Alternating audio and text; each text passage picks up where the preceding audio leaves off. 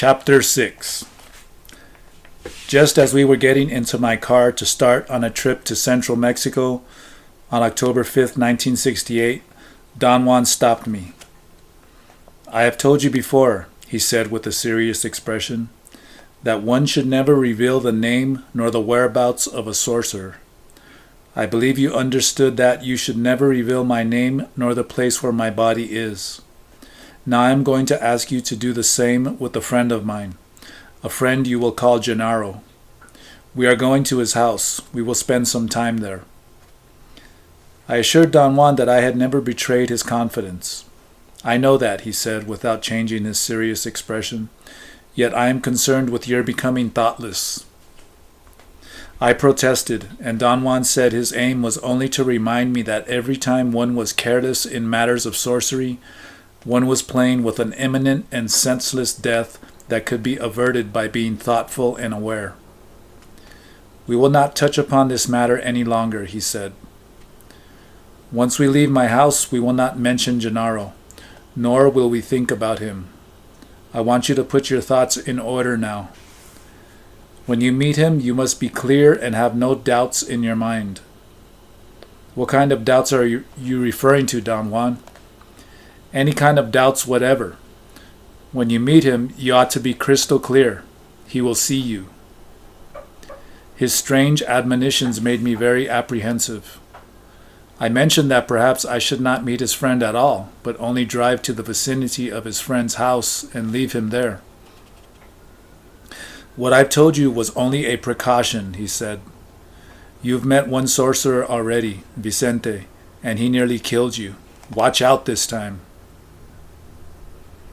After we arrived in central Mexico, it took us 2 days to walk from where I left my car to his friend's house, a little shack perched on the side of a mountain. Don Juan's friend was at the door, as if he had been waiting for us. I recognized him immediately. I had already made his acquaintance, although very briefly, when I brought my book to Don Juan. I had not really looked at him at that time, except in a glancing fashion, so I had had the feeling he was as old as Don Juan. As he stood at the door of his house, however, I noticed that he was definitely younger. He was perhaps in his early 60s. He was shorter than Don Juan and slimmer, very dark and wiry. His hair was thick and graying and a bit long. It ran over his ears and his forehead. His face was round and hard. A very prominent nose made him look like a bird of prey, with small dark eyes. He talked to Don Juan first. Don Juan nodded affirmatively. They conversed briefly. They were not speaking Spanish, so I did not understand what they were saying. Then Don Gennaro turned to me. "You're welcome to my humble little shack," he said apologetically in Spanish. His words were a polite formula I had heard before in various rural areas of Mexico.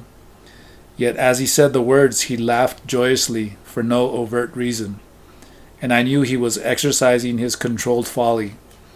He did not care in the least that his house was a shack. I liked Don Gennaro very much. For the next 2 days we went into the mountains to collect plants. Don Juan, Don Gennaro, and I left each day at the crack of dawn. The 2 old men went together to some specific but unidentified part of the mountains and left me alone in one area of the woods. I had an exquisite feeling there. I did not notice the passage of time, nor was I apprehensive at staying alone. The extraordinary experience I had both days was an uncanny capacity to concentrate on the delicate task of finding the specific plants Don Juan had entrusted me to collect. We returned to the house in the late afternoon, and both days I was so tired that I fell asleep immediately. The 3rd day, however, was different. The 3 of us worked together, and Don Juan asked Don Gennaro to teach me how to select certain plants. We returned around noon, and the 2 old men sat for hours in front of the house, in complete silence, as if they were in a state of trance. Yet they were not asleep. I walked around them a couple of times. Don Juan followed my movements with his eyes. and so did Don Gennaro. "You must talk to the plants before you pick them," Don Juan said. He dropped his words casually and repeated his statement 3 times, as if to catch my attention. Nobody had said a word until he spoke.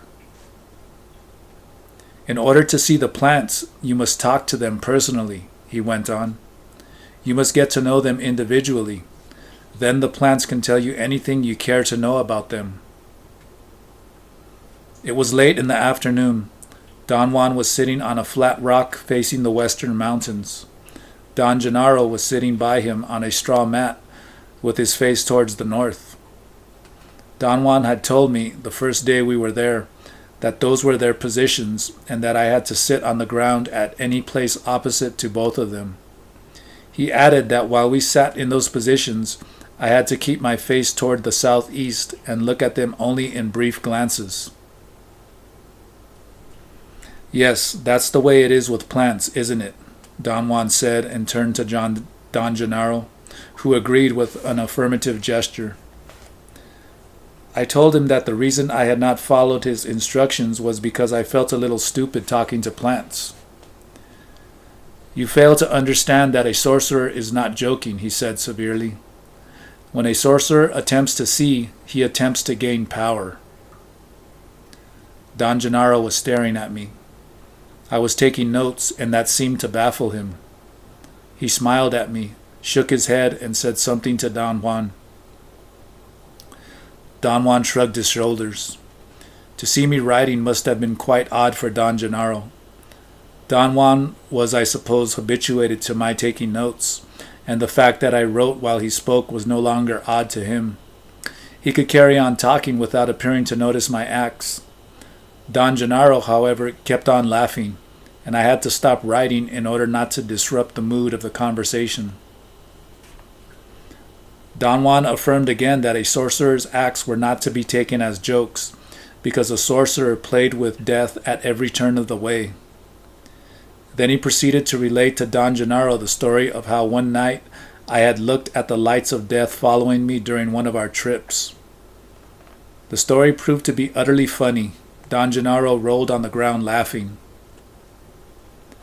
Don Juan apologized to me and said that his friend was given to explosions of laughter. I glanced at Don Gennaro, who I thought was still rolling on the ground, and saw him performing a most unusual act. He was standing on his head without the aid of his arms or hands, and his legs were crossed as if he were sitting. The sight was so incongruous that it made me jump. When I realized he was doing something almost impossible from the point of view of body mechanics, he had gone back again to a normal sitting position. Don Juan, however, seemed to be cognizant of what was involved and celebrated Don Gennaro's performance with roaring laughter. Don Gennaro seemed to have noticed my confusion. He clapped his hands a couple of times and rolled on the ground again. Apparently, he wanted me to watch him.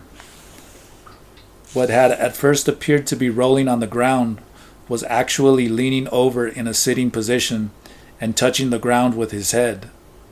He seemingly attained his illogical posture by gaining momentum, leaning over several times until the inertia carried his body to a vertical stand, so that for an instant he sat on his head. When their laughter subsided, Don Juan continued talking. His tone was very severe. I shifted the position of my body in order to be at ease and give him all my attention. He did not smile at all, as he usually does, especially when I try to pay deliberate attention to what he is saying. Don Gennaro kept looking at me as if he were expecting me to start writing again, but I did not take notes anymore. Don Juan's words were a reprimand for not talking to the plants I had collected, as he had always told me to do. He said the plants I had killed could also have killed me. He said he was sure they would sooner or later make me get ill. He added that if I became ill as a result of hurting plants, I would, however, slew it off and believe I had only a touch of the flu. The two of them had another moment of mirth. Then Don Juan became serious again and said that if I did not think of my death, my entire life would only be personal chaos. He looked very stern. "What else can a man have except his life and his death?" he said to me. At that point, I felt it was indispensable to take notes, and I began writing again. Don Gennaro stared at me and smiled. Then he tilted his head back a little and opened his nostrils. He apparently had remarkable control over the muscles operating his nostrils, because they opened up to perhaps twice their normal size. What was most comical about his clowning was not so much his gestures as his own reactions to them. After he enlarged his nostrils, he tumbled down laughing and worked his body again into the same strange sitting on his head upside down posture. Don Juan laughed until tears rolled down his cheeks. I felt a bit embarrassed and laughed nervously. "Gennaro doesn't like writing," Don Juan said as an explanation. I put my notes away, but Don Gennaro assured me that it was all right to write, because he did not really mind it. I gathered my notes again and began writing. He repeated the same hilarious motions, and both of them had the same reactions again. Don Juan looked at me, still laughing, and said that his friend was portraying me, that my tendency was to open my nostrils whenever I wrote, and that Don Gennaro thought that trying to become a sorcerer by taking notes was absurd as sitting on one's head, and thus he had made up the ludicrous posture of resting the weight of his sitting body on his head. "Perhaps you don't think it's funny," Don Juan said, "but only Gennaro can work his way up to sitting on his head. And only you can think of learning to be a sorcerer by riding your way up." They both had another explosion of laughter, and Don Gennaro repeated his incredible movement. I liked him. There was so much grace and directness in his acts. "My apologies, Don Gennaro," I said, pointing to the writing pad. "It's all right," he said, and chuckled again. I could not write any more. They went on talking for a very long time about how plants could actually kill and how sorcerers used plants in that capacity. Both of them kept staring at me while they talked, as if they expected me to write. "Carlos is like a horse that doesn't like to be saddled," Don Juan said. "You have to be very slow with him. You scared him and now he won't write." Don Gennaro expanded his nostrils and said in a mocking plea, frowning and puckering his mouth, "Come on, Carlitos, write. Write until your thumb falls off." Don Juan stood up, stretching his arms and arching his back. In spite of his advanced age, his body seemed to be powerful and limber. He went to the bushes at the side of the house, and I was left alone with Don Gennaro. He looked at me, and I moved my eyes away because he made me feel embarrassed. "Don't tell me you're not even going to look at me," he said with the most hilarious intonation. He opened his nostrils and made them quiver. Then he stood up and repeated Don Juan's movements, arching his back and stretching his arms, but with his body contorted in a most ludicrous position. It was truly an indescribable gesture that combined an exquisite sense of pantomime and a sense of the ridiculous. It enthralled me. It was a masterful caricature of Don Juan. Don Juan came back at that moment and caught the gesture and obviously the meaning also. He sat down chuckling. "Which direction is the wind?" Don Gennaro asked casually. Don Juan pointed to the west with the movement of his head. "I'd better go where the wind blows," Don Gennaro said with a serious expression. He then turned and shook his finger at me. "And don't you pay any attention if you hear strange noises," he said. "When Gennaro shits, the mountains tremble." He leaped into the bushes, and a moment later I heard a very strange noise, a deep, unearthly rumble. I did not know what to make of it. I looked at Don Juan for a clue, but he was doubled over with laughter. October 17th, 1968. I don't remember what prompted Don Gennaro to tell me about the arrangement of the other world, as he called it. He said that a master sorcerer was an eagle, or rather that he could make himself into an eagle. On the other hand, an evil sorcerer was a tecolote, an owl. Don Gennaro said that an evil sorcerer was a child of the night, and for such a man the most useful animals were the mountain lion or other wild cats, or the night birds, especially the owl. He said that the brujos líricos, lyric sorcerers, meaning the dilettante sorcerers, preferred other animals, a crow for example. Don Juan laughed. He had been listening in silence. Don Gennaro turned to him and said, "That's true, you know that, Juan." Then he said that a master sorcerer could take his disciple on a journey with him and actually pass through the 10 layers of the other world. The master, provided that he was an eagle, could start at the very bottom layer and then go through each successive world until he reached the top. Evil sorcerers and dilettantes could at best, he said, go through only 3 layers. Don Gennaro gave a description of what those steps were by saying, "You start at the very bottom, and then your teacher takes you with him in his flight, and soon, boom, you go through the first layer. Then a little while later, boom, you go through the second, and boom, you go through the third." Don Gennaro took me through 10 booms to the last layer of the world. When he had finished talking, Don Juan looked at me and smiled knowingly. "Talking is not Gennaro's predilection," he said. "But if you care to get a lesson, he will teach you about the equilibrium of things." Don Gennaro nodded affirmatively. He puckered up his mouth and closed his eyelids halfway. I thought his gesture was delightful. Don Gennaro stood up, and so did Don Juan. "All right," Don Gennaro said. "Let's go then. We could go and wait for Nestor and Pablito. They're through now. On Thursdays, they're through early." Both of them got into my car. Don Juan sat in the front.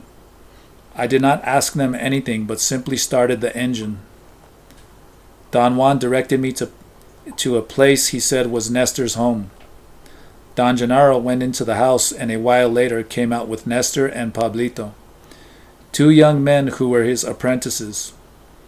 They all got in my car, and Don Juan told me to take the road toward the western mountains. We left my car on the side of the dirt road and walked along the bank of a river, which was perhaps 15 or 20 feet across, to a waterfall that was visible from where I had parked. It was late afternoon. The scenery was quite impressive. Directly above us there was a huge dark bluish cloud that looked like a floating roof. It had a well-defined edge and was shaped like an enormous half circle. To the west, on the high mountains of the Cordillera Central, the rain seemed to be descending on the slopes. It looked like a whitish curtain falling on the green peaks. To the east, there was the long, deep valley. There were only scattered clouds over the valley, and the sun was shining there. The contrast between the 2 areas was magnificent. We stopped at the bottom of the waterfall. It was perhaps 150 feet high. The roar was very loud. Don Gennaro fastened a belt around his waist. He had at least 7 items hanging from it. They looked like small gourds.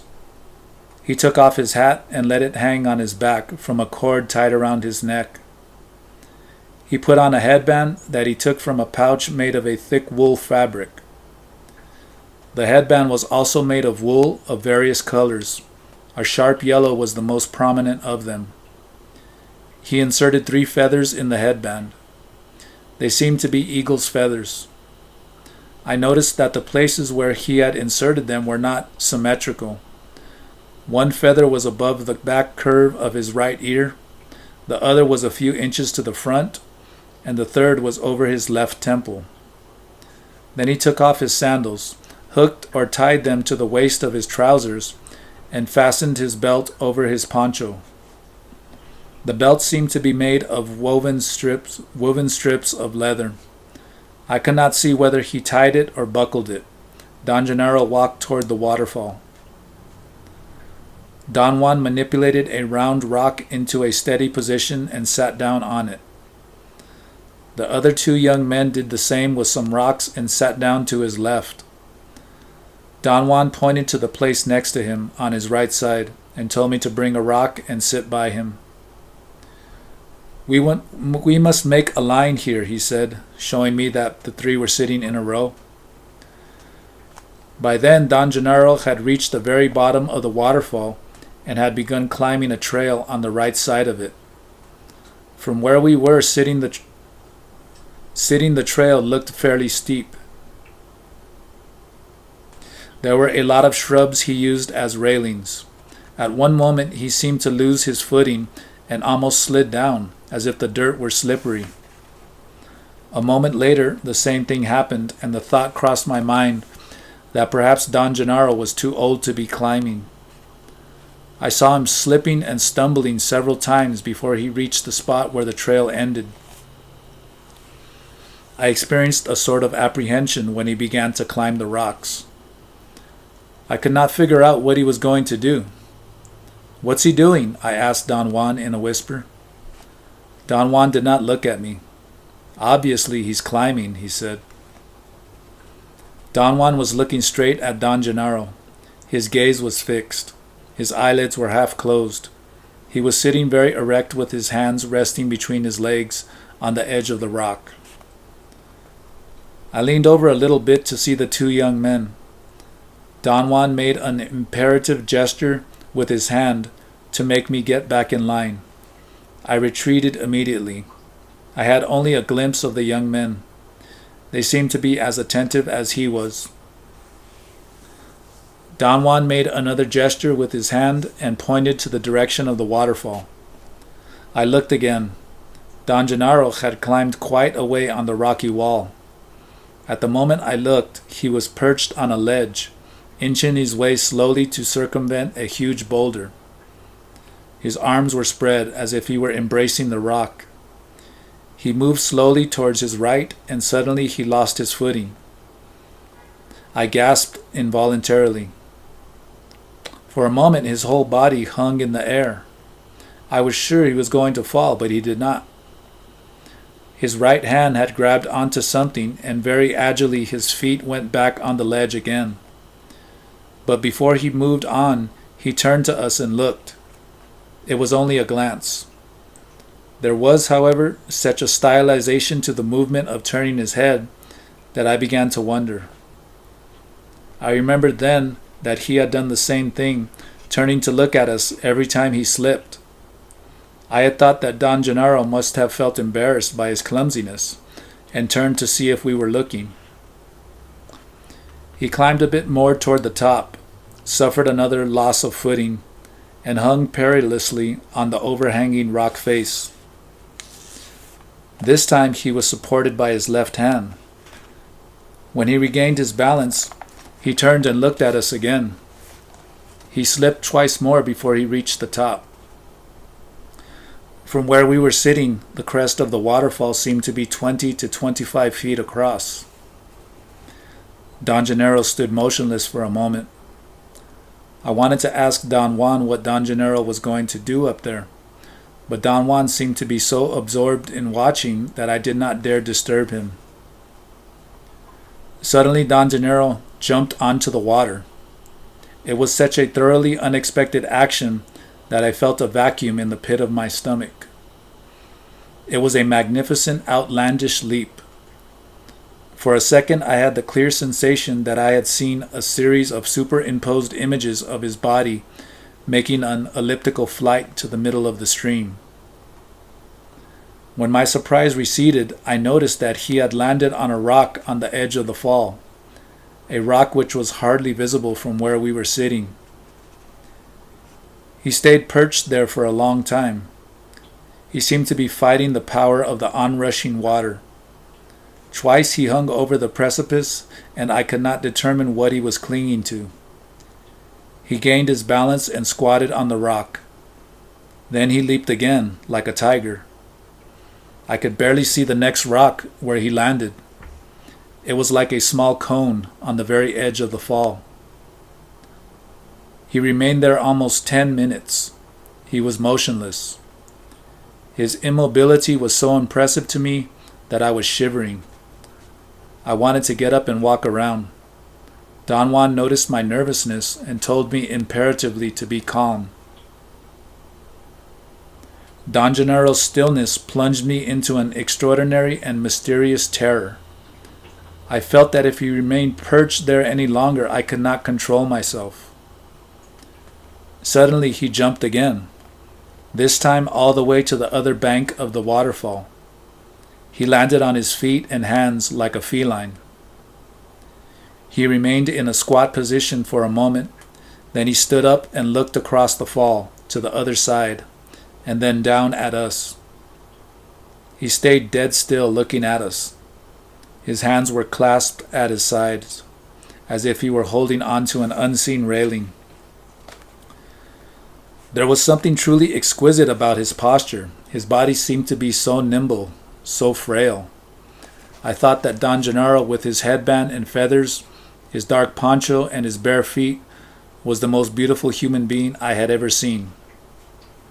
He threw his arms up suddenly, lifted his head, and flipped his body swiftly in a sort of lateral somersault to his left.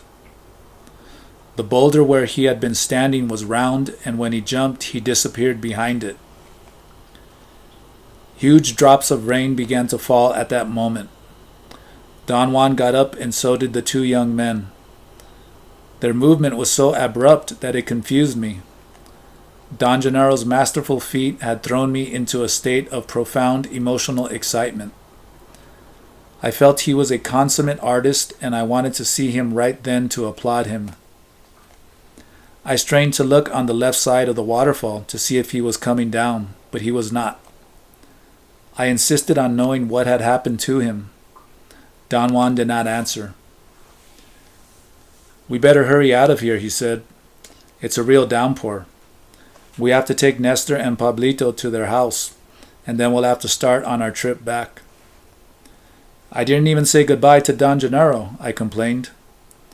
"He already said goodbye to you," Don Juan answered harshly. He peered at me for an instant, and then softened his frown and smiled. "He has also wished you well," he said. "He felt happy with you." "But aren't we going to wait for him?" "No," Don Juan said sharply. "Let him be. Wherever he is, perhaps he is an eagle flying to the other world. Or perhaps he has died up there. It doesn't matter now." October 23rd, 1968. Don Juan casually mentioned that he was going to make another trip to central Mexico in the near future. "Are you going to visit Don Gennaro?" I asked. "Perhaps," he said, without looking at me. "He's all right, isn't he, Don Juan? I mean, nothing bad happened to him up there on the top of the waterfall, did it?" "Nothing happened to him. He is sturdy." We talked about his projected trip for a while, and then I said I had enjoyed Don Gennaro's company and his jokes. He laughed and said that Don Gennaro was truly like a child. There was a long pause. I struggled in my mind to find an opening line to ask him about his lesson. Don Juan looked at me and said in a mischievous tone, "You're dying to ask me about Gennaro's lesson, aren't you?" I laughed with embarrassment. I had been obsessed with everything that took place at the waterfall. I had been hashing and rehashing all the details I could remember, and my conclusions were that I had witnessed an incredible feat of physical prowess. I thought Don Gennaro was beyond doubt a peerless master of equilibrium. Every single movement he had performed was highly ritualized, and needless to say, must have had some inextricable symbolic meaning. "Yes," I said, "I admit I'm dying to know what his lesson was." "Let me tell you something," Don Juan said. "It was a waste of time for you. His lesson was for someone who can see. Pablito and Nestor got to the gist of it, although they didn't see very well. But you went there to look. I told Gennaro that you were a very strange, plugged-up fool, and that perhaps you'd get unplugged with his lesson. But you didn't. It doesn't matter, though. Seeing is very difficult. I didn't want you to speak to Gennaro afterwards, so we had to leave. Too bad. Yet it would have been worse to stay. Gennaro risked a great deal to show you something magnificent. Too bad you can't see. Perhaps, Don Juan, if you tell me what the lesson was, I may find out what I really saw. Don Juan doubled up with laughter. Your best feature is asking questions, he said.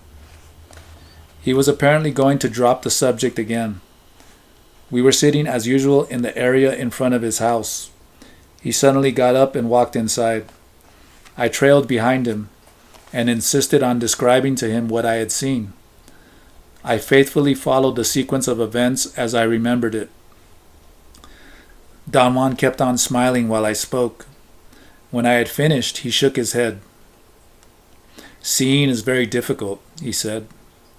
I begged him to explain his statement. Seeing is not a matter of talk, he said imperatively. Obviously, he was not going to tell me anything more, so I gave up and left the house to run some errands for him. When I returned, it was already dark. We had something to eat, and afterwards we walked out to the Ramada. We had no sooner sat down than Don Juan began to talk about Don Gennaro's lesson. He did not give me any time to prepare myself for it. I did have my notes with me, but it was too dark to write, and I did not want to alter the flow of his talk by going inside the house for the kerosene lantern. He said that Don Gennaro, being a master of balance, could perform very complex and difficult movements. Sitting on his head was one of such movements, and with it he had attempted to show me that it was impossible to see while I took notes. The action of sitting on his head without the aid of his hands was at best a freakish stunt that lasted only an instant. In Don Gennaro's opinion, writing about seeing was the same, that is, it was a precarious maneuver, as odd and as unnecessary as sitting on one's head. Don Juan peered at me in the dark and in a very dramatic tone said that while Don Gennaro was horsing around sitting on his head, I was on the very verge of seeing. Don Gennaro noticed it and repeated his maneuvers over and over, to no avail, because I had lost the thread right away. Don Juan said that afterwards Don Gennaro, moved by his personal liking for me, attempted in a very dramatic way to bring me back to that verge of seeing. After very careful deliberation, he decided to show me a feat of equilibrium by crossing the waterfall. He felt that the waterfall was like the edge on which I was standing, and was confident that I could also make it across. Don Juan then explained Don Gennaro's feat. He said that he had already told me that human beings were, for those who saw, luminous beings composed of something like fibers of light, which rotated from the front to the back and maintained the appearance of an egg. He said that he had also told me that the most astonishing part of the egg-like creatures was a set of long fibers that came out of the area around the navel. Don Juan said that those fibers were of the uttermost importance in the life of a man. Those fibers were the secret of Don Gennaro's balance, and his lesson had nothing to do with acrobatic jumps across the waterfall. His feat of equilibrium was in the way he used those tentacle-like fibers. Don Juan dropped the subject as suddenly as he had started it and began to talk about something thoroughly unrelated. October 24th, 1968. I cornered Don Juan and told him I intuitively felt that I was never going to get another lesson in equilibrium, and that he had to explain to me all the pertinent details, which I would otherwise never discover by myself. Don Juan said I was right insofar as knowing that Don Gennaro would never give me another lesson. "What else do you want to know?" he asked. "What are those tentacle-like fibers, Don Juan?" "They are the tentacles that come out of a man's body, which are apparent to any sorcerer who sees.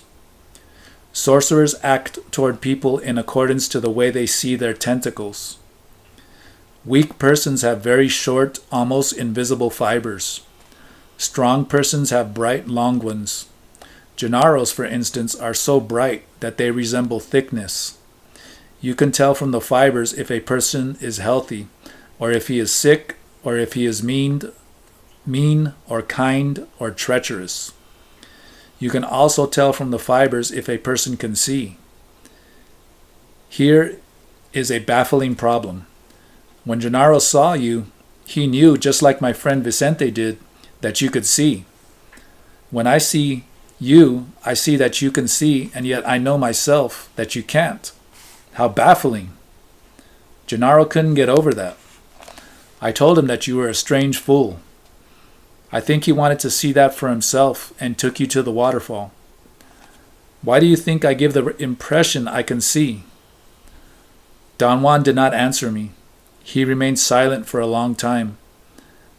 I did not want to ask him anything else. Finally, he spoke to me and said that he knew why, but did not know how to explain it. "You think everything in the world is simple to understand," he said, "because everything you do is a routine that is simple to understand.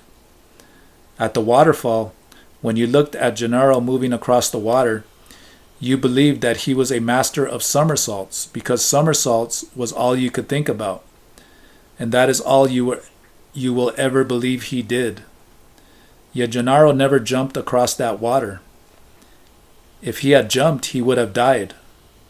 Gennaro balanced himself on his superb bright fibers. He made them long enough so that he could, let's say, roll on them across the waterfall. He demonstrated the proper way to make those tentacles long and how to move them with precision. Pablito saw nearly all of Gennaro's movements. Nestor, on the other hand, saw only the most obvious maneuvers. He missed the delicate details. But you saw nothing at all. Perhaps if you had told me beforehand, Don Juan, what to look for." He interrupted me and said that giving me instructions would only have hindered Don Gennaro. Had I known what was going to take place, my fibers would have been agitated and would have interfered with Don Gennaro's. "If you could see," he said, "it would have been obvious to you from the first step that Gennaro took that he was not slipping as he went up the side of the waterfall. He was loosening his tentacles. Twice he made them go around boulders and held to the sheer rock like a fly. When he got to the top and was ready to cross the water, he focused them onto a small rock in the middle of the stream. And when they were secured there, he let the fibers pull him. Gennaro never jumped. Therefore, he could land on the slippery surfaces of small boulders at the very edge of the water. His fibers were at all times nearly wrapped around every rock he used. He did not stay on his first boulder very long, because he had the rest of his fibers tied onto another one, even smaller, at the place where the onrush of water was the greatest. His tentacles pulled him again, and he landed on it. That was the most outstanding thing he did. The surface was too small for a man to hold onto, and the onrush of the water would have washed his body over the precipice had he not had some of his fibers still focused on the first rock.